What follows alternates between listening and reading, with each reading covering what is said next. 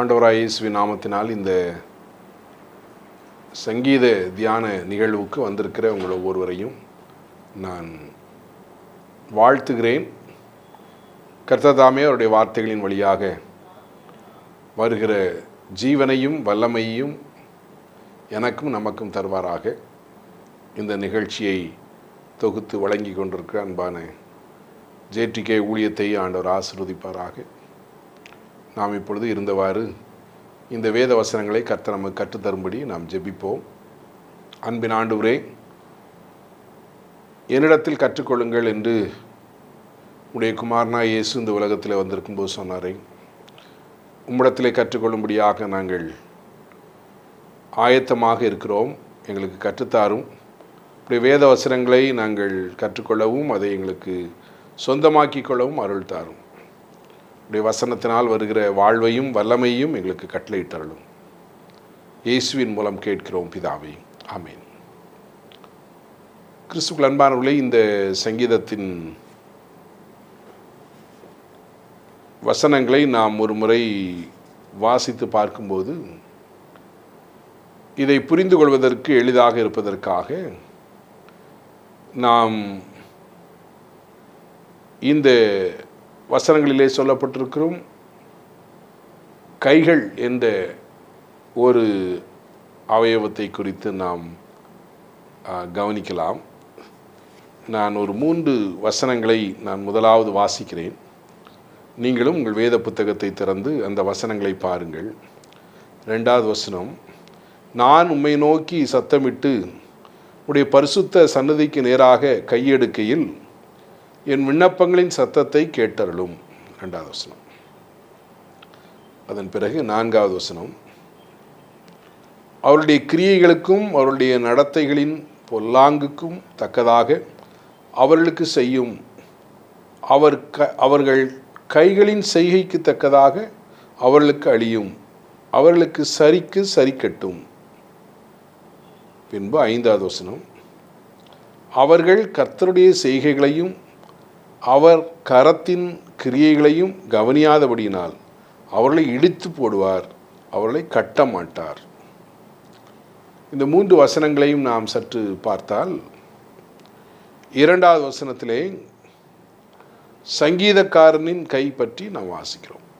உம்முடைய பரிசுத்த சன்னதிக்கு நேராக கையெடுக்கையில் என்று அங்கே சங்கீதக்காரன் சொல்வதை நாம் பார்க்கிறோம். 4வது வசனத்திலே துன்மார்க்கர்கள் அவர்களின் கைகளின் செய்கைக்கு தக்கதாய் அவர்களுக்கு ஆண்டவர் பதிலளிப்பார் என்று இங்கே சங்கீதக்காரன் சொல்கிறார்.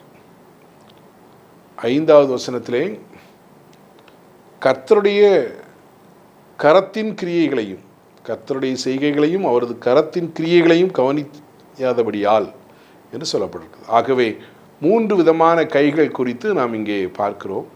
சங்கீதக்காரனின் கை, அக்கிரமக்காரரின் கை, பின்பு கர்த்தருடைய கை. ஆகவே இந்த 3 கைகள் என்ற இந்த அடிப்படையை வைத்துக்கொண்டு இந்த வேத வசனங்களை புரிந்து கொள்ள நாம் முயற்சி செய்வோம். கர்த்தர் நமக்கு உதவி செய்வார். முதல் 3 வசனங்கள் சங்கீதக்காரனின் கை பற்றி சொல்லியிருக்கிறது என்று சொல்லலாம். உமது பரிசுத்த சந்ததிக்கு நேராக கையெடுக்கையில் என்று சொல்கிறார். இஸ்ரவேல் மக்களுக்கு கைகளை உயர்த்தி பரலோகத்திற்கு நேராக உயர்த்தி ஜெபிக்கும் ஒரு பழக்கம் இருந்ததாக வேதம் நமக்கு சொல்லுகிறது. சங்கீத புத்தகங்களிலேயும் அதை நாம் பார்க்கிறோம். 63ஆம் சங்கீதம் 4வது வசனம், நீங்கள் என்னோடு உங்கள் வேத புத்தகத்தை புரட்டுங்கள். 63 4வது வசனம் இவ்வாறு சொல்கிறது, என் ஜீவனுள்ள மட்டும் நான் உம்மை துதித்து உமது நாமத்தை சொல்லி கையெடுப்பேன். கைகளை உயர்த்துவேன் உம்முடைய நாமத்தை சொல்லி. அதன் பிறகு 134வது சங்கீதம் 2வது வசனத்தை நாம் பார்த்தால், உங்கள் கைகளை பரிசுத்த ஸ்தலத்திற்கு நேராக ஏறெடுத்து கர்த்தரை ஸ்தோத்திரியுங்கள். ஆகவே கர்த்தரை துதிப்பதற்கு விண்ணப்பம் செய்வதற்கு கைகளை பரிசுத்த ஸ்தலத்திற்கு நேராக ஏறெடுத்து என்று நாம் 134:2 வாசிக்கிறோம்.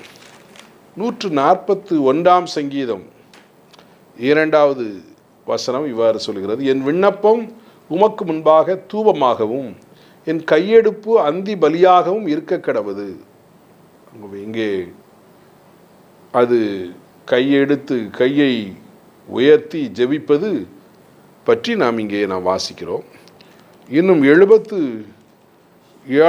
சங்கீதத்திலே 2வது வசனத்தை நாம் கவனித்தால், சங்கீதம் 77:2 நாம் இவ்வாறு வாசிக்கிறோம், என் ஆபத்து நாளில் ஆண்டவரை தேடினேன், இரவிலும் என் கை தளராமல் விரிக்கப்பட்டிருக்கும் என்று சொல்கிறார்.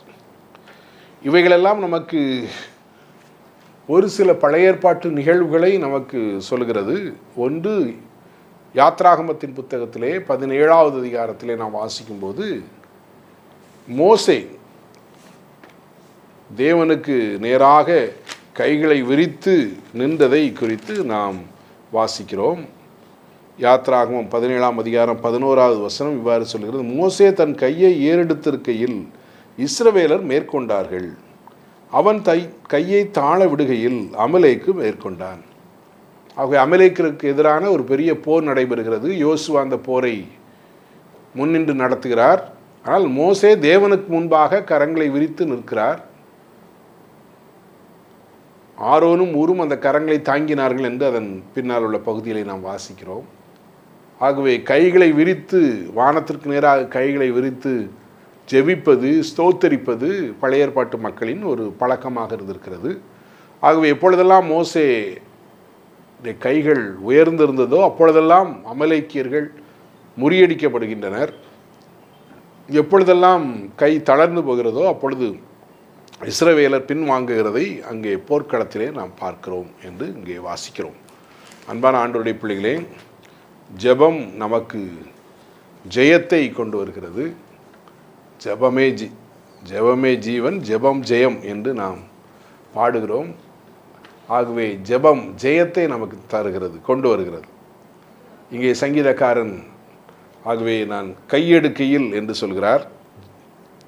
இன்னும் 2 நாளாகமும் 6வது அதிகாரம் 13வது வசனத்திலே சாலமோன் தன்னுடைய கைகளை வானத்திற்கு நேராக விரித்து ஜெபித்ததை பற்றி நாம் வாசிக்கிறோம். 2 நாளாகமும் 6வது அதிகாரம் 13வது வசனம், சாலமோன் 5 முழ நீளமும் 5 முழ அகலமும் 3 முழ உயரமான ஒரு வெண்கல பிரசங்க பீடத்தை உண்டாக்கி அதை நடுப்பிரகாரத்திலே வைத்திருந்தான். அதன் மேல் அவன் நின்று இஸ்ரவேல் சபையார் எல்லாருக்கும் எதிராக முழங்கால் படியிட்டு தன் கைகளை வானத்திற்கு நேராக விரித்து என்று சொல்லப்பட்டிருக்கிறது.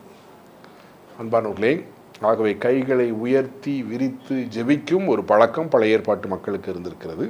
இங்கேயும் சங்கீதக்காரன் நான் கைகளை உயர்த்தி உமக்கு நேராக நான் நிற்கிறேன், நீர் மௌனமாயிராதேயும், நீ தாமதமாக எனக்கு செவி கொடுத்தால் நான் மரித்து போவேன், நான் குழியில் இறங்குகிறவர்களுக்கு ஒப்பாவேன் என்று 1வது வசனத்தில் சொல்கிறார். அப்படி என்றால், ஆண்டவரே நீர் சீக்கிரமாக எனக்கு உதவி செய்யும், இல்லை என்றால் நான் மரித்து போவேன் என்று சொல்கிறார். அன்பானவர்களே, ஆகவே இங்கே 2வது வசனத்திலே துன்மார்க்கர் அக்கிரமக்காரர் அவர்களோடு சேர்ந்து என்னை, 3வது வசனம் அவ்வாறு சொல்கிறது, வாரிக்கொள்ளாதையும் என்று சொல்கிறார். அவர்கள் எப்படிப்பட்டவர்கள்? அயலானுக்கு சமாதான வாழ்த்துதல் சொல்லியும் தங்கள் இருதயத்தில் பொல்லாப்பை வைத்திருக்கிற துன்மார்க்கரோடும் அக்கிரமக்காரரோடும் என்னை வாரிக்கொள்ளாதையும். முதல் 3 வசனங்களிலே சங்கீதக்காரன் தன் கைகளை உயர்த்தி தேவனை நோக்கி விண்ணப்பம் செய்கிறார். ஆண்டவரே சீக்கிரமாக நீர் எனக்கு உதவி செய்யும், மௌனமாயிராதேயும், நீர் தாமதிக்கும் பட்சத்திலே நான் மரித்து போவேன். அக்கிரமக்காரர் பொல்லாதவர்கள் தங்கள் வாயினால் சமாதானம் சொல்கிறார்கள், ஒரு இருதயம் அது பொல்லாப்பு செய்வதற்கும் போர் செய்வதற்கும் ஆயத்தமாயிருக்கும் இருதயம். ஆகவே அப்படிப்பட்ட மனிதர்கள் ஒவ்வொன்றாய் வாரிக்கொள்ளப்படுகிறார்கள். அதாவது ஒரு பெரிய வெள்ளம் வருகிறது, அதிலே அடித்து கொண்டு செல்லப்படுவது போல இந்த துன்மார்க்கர் வாயினாலே சமாதானம் சொல்லி இருதயத்தில் பொல்லாப்பை வைத்திருக்கிற மக்கள் எல்லாம் ஒவ்வொன்றாய் அவர்கள் வாரிக்கொண்டு அவர்கள் கடந்து போகிறார்கள், அவர்களோடு சேர்த்து என்னையும் வாரிக்கொள்ளாதையும், என் விண்ணப்பத்திற்கு செவிகொடும் என்று சங்கீதக்காரன் முதல் 3 வசனங்களிலே தன்னுடைய கையை ஏறெடுத்து ஜெபிப்பதை பற்றி இந்த பகுதி நமக்கு சொல்கிறது.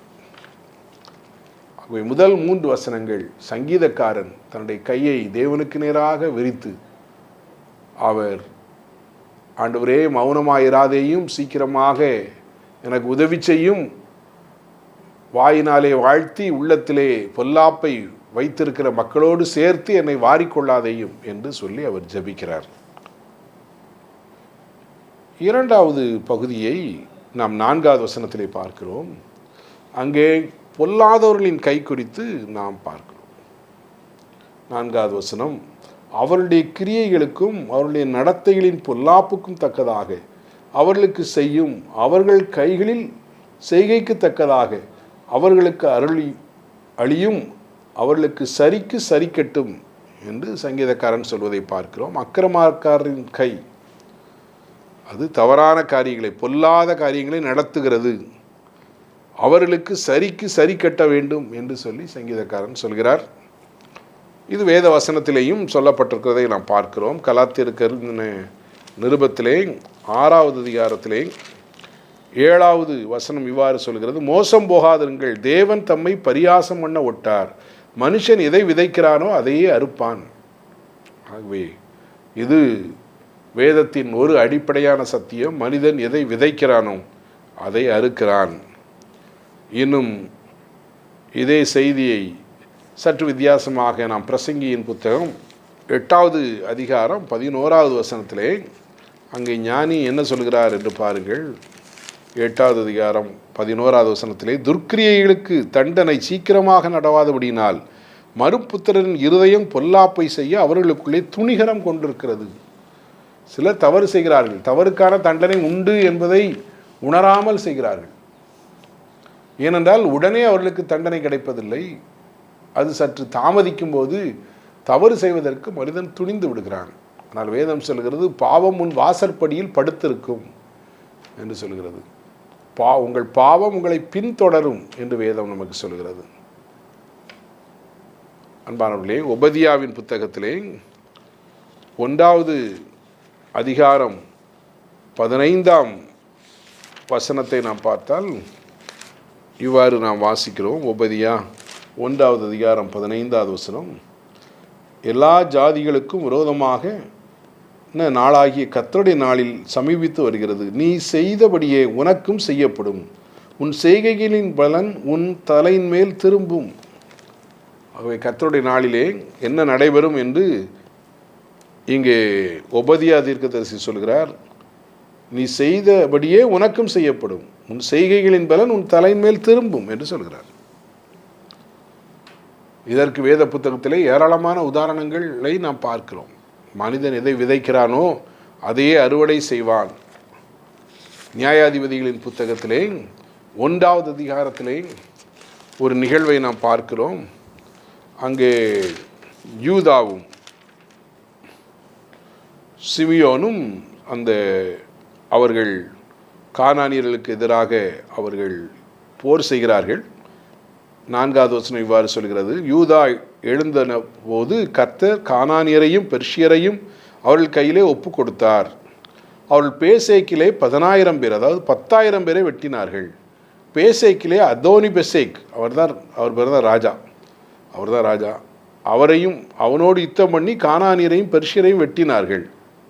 அதோனி பெசேக் ஓடி போகையில் அவனை பின்தொடர்ந்து பிடித்து அவன் கை கால்களின் பெருவிரல்களை தரித்து போட்டார்கள்.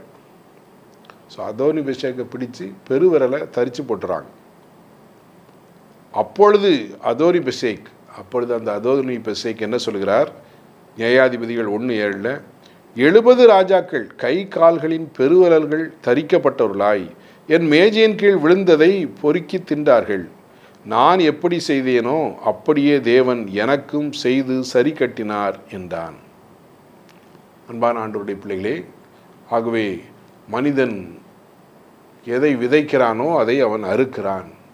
சில வேளைகளிலே அது சற்று தாமதமாகலாம். அப்படி தாமதமாகும் போது மனிதனுடைய உள்ளம் என்ன செய்கிறது என்று சொன்னால், அது துணிகரம் கொள்கிறது. தவறு செய்வதற்கு அது துணிகரம் கொள்கிறது. அதைத்தான் பிரசங்கி சொல்லியிருக்கிறார். எப்படியும் கர்த்தருடைய நாளிலே ஒவ்வொரு மனிதனும் செய்த அவனுடைய நன்மைக்கு தீமைக்கு சரியான பலன் அவனுக்கு கிடைக்கும். அவன் கைகளின் கிரியைகளுக்கு தகுந்தவை செய்யப்படும் என்பதைத்தான் உபதியா சொல்லியிருக்கிறதை நாம் பார்க்கிறோம். இங்கே நியாயாதிபதியின் காலத்திலே அதோனி பெசேக் என்ற ராஜா, அவன் வெற்றி பெற்றவர்களை எல்லாம், அரசர்களை எல்லாம் பெருவிரல்களை வெட்டி அவங்கள தன்னுடைய உணவு மேஜைக்கு கீழே அவன் போட்டிருந்தான். இப்பொழுது அவனுடைய பெருவிரல்கள் வெட்டப்படுகிறது. அப்பொழுது அவன் சொல்கிறான், 70 பேரை நான் செய்தேன், நான் எனக்கு என்ன செய்தேனோ அதுவே எனக்கு செய்யப்பட்டிருக்கிறது என்று சொல்கிறார். அன்பான கடவுளுடைய பிள்ளைகளே, முதலாவது நாம் பார்த்தோம், சங்கீதக்காரனின் கை தேவனுக்கு நேராக ஏறெடுக்கப்பட்டிருக்கிறது. அவர் கர்த்தரை நோக்கி ஜெபிக்கிறார். ஆண்டவரே, நீங்கள் மௌனமாயிராதங்க, சீக்கிரமாக எனக்கு உதவி செய்யுங்க, இல்லைன்னா நான் மரித்து போவேன். ஆகவே உள்ளத்திலே பொல்லாப்பை வைத்து உதடுகளிலே சமாதானம் சொல்கிற மக்கள் பலர் ஆண்டவருடைய கோபத்தினால் வெள்ளம் போல அடித்து கொள்ளப்பட்டு வாரிக்கொண்டு போகப்படுகிறார்கள். அவர்கள் போல நான் வாரிக்கொள்ளப்பட்டு போகாதபடி எனக்கு இறங்கும் என்று ஜெபிக்கும் ஒரு கரங்களை பற்றி நாம் அங்கே வாசிக்கிறோம். இரண்டாவது பகுதியிலே பொல்லாப்பு செய்த கரங்கள் தாங்கள் செய்த அந்த பொல்லாப்புக்கு ஏற்ற அந்த பலனை அவர்கள் அடைவார்கள். அக்கிரமக்காரரின் கரங்கள் பற்றி நாம் அங்கே வாசிக்கிறோம். அவர்கள் கைகளின் செய்கைகளுக்கு தக்கதாக அவர்களுக்கு அழியும், அவர்களுக்கு சரிக்கு சரி கட்டும் என்று சங்கீதக்காரன் சொல்வதை நாம் பார்க்கிறோம். 5வது வசனத்திலிருந்து 9ஆம் வசனம் வரை கர்த்தரின் கைகளை குறித்து நாம் பார்க்கிறோம். 5வது வசனம் இவ்வாறு சொல்கிறது, அவர்கள் கர்த்தருடைய செய்கைகளையும் அவர் கரத்தின் கிரியைகளையும் கவனியாதபடியினால் அவர்களை இடித்து போடுவார், அவர்களை கட்ட மாட்டார். ஆகவே இங்கே கர்த்தருடைய கரங்கள் என்ன செய்கிறது? யார் அவருடைய செய்கைகளையும் அவர் கரத்தின் கிரியைகளையும் கவனியாமல், அதை பற்றி கொஞ்சம் அதை அப்படியே இக்னோர் பண்ணி இஷ்டம் போல வாழ்கிறவர்கள், அவர்கள் கட்டப்பட மாட்டார்கள், அவர்கள் இடித்து போடப்படுவார்கள் என்று சொல்கிறதை நாம் பார்க்கிறோம். இன்னும் அந்த கரங்களை பற்றி கூடுதலாக சங்கீதக்காரர் என்ன சொல்கிறார் என்றால், 8, 9, 10 வசனங்களிலே நாம் அவருடைய கரங்களை இணைத்து நாம் இவ்வாறு யோசிக்கலாம். கர்த்தருடைய கரங்கள், கர்த்தர் அவருடைய பலன், அவரே தாம் அபிஷேகம் பண்ணினவருக்கு அரணான அடைக்கலம். கர்த்தருடைய கரங்கள் துன்மார்க்கரை இடித்து போடும் கரங்கள் மாத்திரமல்ல, கர்த்தருடைய கரங்கள் தேவனுடைய மக்களை பாதுகாக்கும் அடைக்கலம் கொடுக்கும் கரங்கள் என்று சொல்லி 8வது வசனத்திலிருந்து நாம் புரிந்து கொள்ளலாம். 9வது வசனத்திலே கர்த்தருடைய கரங்கள் என்ன செய்கிறது? அது தமது மக்களை ரட்சிக்கிறது, அது கடவுளுடைய மக்களை ஆசீர்வதிக்கிறது, அது அவர்களை போஷிக்கிறது. ஆகவே இங்கே கர்த்தருடைய கரங்கள் என்ன செய்கிறது? அவருடைய பிள்ளைகளை ரட்சிக்கிறது, மீட்பு அவர்களுக்கு உண்டாகும்படி செய்கிறது. அது கர்த்தருடைய பிள்ளைகளை ஆசீர்வதிக்கிறது, அது கர்த்தருடைய பிள்ளைகளை போஷிக்கிறது, கர்த்தருடைய பிள்ளைகளை உயர்த்துகிறது. அன்பான ஆண்டவருடைய பிள்ளைகளே, ஆகவே தேவ கரம் நம்மோடு கூட இருக்கும்போது அது நமக்கு என்ன செய்கிறது என்றால், நமக்கு தேவையான பாதுகாப்பை கொடுக்கிறது. நாம் துன்பங்களிலே சிக்கிக்கொள்ளும் போது கர்த்தருடைய கரம் நம்மை ரட்சிக்கிறது, கர்த்தருடைய கரம் நம்மை ஆசீர்வதிக்கும் கரம், அது நம்மை போஷிக்கும் கரம், அது நம்மை உயர்த்தும் கரம். சங்கீதக்காரன் பல விதங்களிலே அங்கே கர்த்தருடைய கரங்களை அவர் பார்க்கிறார். நம்மை ஆபத்துகளிலிருந்து பாதுகாக்கும் அற்புதமான ஒரு கரம். ஆகவே தான் 46ஆம் சங்கீதத்திலே வாசிக்கிறோம், தேவன் நமக்கு அடைக்கலமும் பலனும் ஆபத்து காலத்தில் அனுகூலமான துணையுமானவர் என்று. அது நம்மை ரட்சிக்கும் கரம். நாம் துன்பத்திலே சிக்கிக்கொள்ளும் போது நம்மை மீட்டெடுக்கும் ஒரு கரம். அது நம்மை ஆசீர்வதிக்கும் கரம். கர்த்தருடைய கரம் நம்மை எப்போதும் ஆசீர்வதிக்கிறது. அது மாத்திரமல்ல, கர்த்தருடைய கரம் நம்மை போஷிக்கிறது. ஆகவே தான் சங்கீதக்காரன் 23ஆம் சங்கீதத்திலே புல்லுள்ள இடங்களில் அவர் என்னை மேய்த்து அமர்ந்த தண்ணீர் அண்டையில் என்னை கொண்டு போய் விடுகிறார் என்று சொல்கிறார். ஆண்டவர் என்னை போஷிக்கிறார். புதிய ஏற்பாட்டில் வரும்போது நம்முடைய ஆண்டவராக இயேசு கிறிஸ்து சொன்னார், காகங்களை கவனித்து பாருங்கள், அவைகள் விதைக்கிறதும் இல்லை, அறுக்கிறதும் இல்லை, களஞ்சியங்களில் சேர்த்து வைக்கிறதும் இல்லை, அவைகளையும் உங்கள் பரமபிதா பிழைப்பூட்டுகிறார் என்று சொன்னார். இஸ்ரவேல் மக்களுடைய வாழ்வை நாம் பார்க்கும்போது அவர்கள் எகிப்திலிருந்து புறப்பட்டு கானான் தேசத்திற்கு வரும் வரை அவர்களுக்கு மன்னா கிடைத்தது, காடை கிடைத்தது. அவர்கள் விதைக்கவில்லை, அறுவடை செய்யவில்லை, அவர்கள் வேட்டையாடி பிடிக்கவில்லை. ஆனால் ஆண்டவர் அவர்களுடைய தேவைகளை, அவருடைய உணவை, அவர்களுக்கு உணவு கொடுத்து அவர்களை போஷித்தார். கர்த்தருடைய ஜெபத்திலேயும் ஆண்டவர் நமக்கு கற்றுத்தந்திருக்கிறார், நாம் நம்முடைய உணவுக்காக ஜெபிக்க வேண்டும் என்று சொல்லியிருக்கிறார். அன்றன்றுள்ள ஆகாரத்தை இன்று எங்களுக்கு தாரும் என்று ஜெபிக்கும்படி ஆண்டவர் நமக்கு கற்றுக் கொடுத்திருக்கிறார். நம்மை போஷிக்கிற ஒரு ஆண்டவர், நம்மை பாதுகாக்கிற ஒரு ஆண்டவர், நம்மை விடுவிக்கிற ஒரு ஆண்டவர், நம்மை ஆசீர்வதிக்கிற ஆண்டவர், அது மாத்திரமல்ல நம்மை உயர்த்துகிற ஆண்டவர் என்று சொல்லி வேதம் நமக்கு சொல்கிறது. அவர் உங்களை உயர்த்து வரைக்கும் அவருடைய பலத்த கைக்குள் அடங்கியிருங்கள் என்று பேதுரு எழுதுவதை நாம் பார்க்கிறோம். அன்பான ஆண்டவருடைய பிள்ளைகளே, ஆகவே கர்த்தருடைய கரம் நம்மை உயர்த்தும் கரம், நம்மை ஆசீர்வதிக்கும் கரம், நம்மை போஷிக்கும் கரம், நம்மை விடுவிக்கும் கரம். இந்த கரம் துன்மார்க்கரை அது இடித்து போடுகிறது என்று சொல்லி இதே பகுதியிலேயே நாம் வாசிக்கிறோம். அன்பான இந்த சூழலிலே சங்கீதக்காரன் என்ன செய்கிறாராம்? 6ஆம் 7ஆம் வசனத்தில் அவர் தேவனை துதிக்கிறார். முதல் 3 வசனங்களிலே கரங்களை உயர்த்தி தேவனை நோக்கி விண்ணப்பம் செய்த சங்கீதக்காரனை குறித்து நாம் பார்க்கிறோம். 4வது வசனத்திலே அக்கிரமக்காரர் அவருடைய கைகளை குறித்து சங்கீதக்காரன் பேசுகிறதை பார்க்கிறோம்.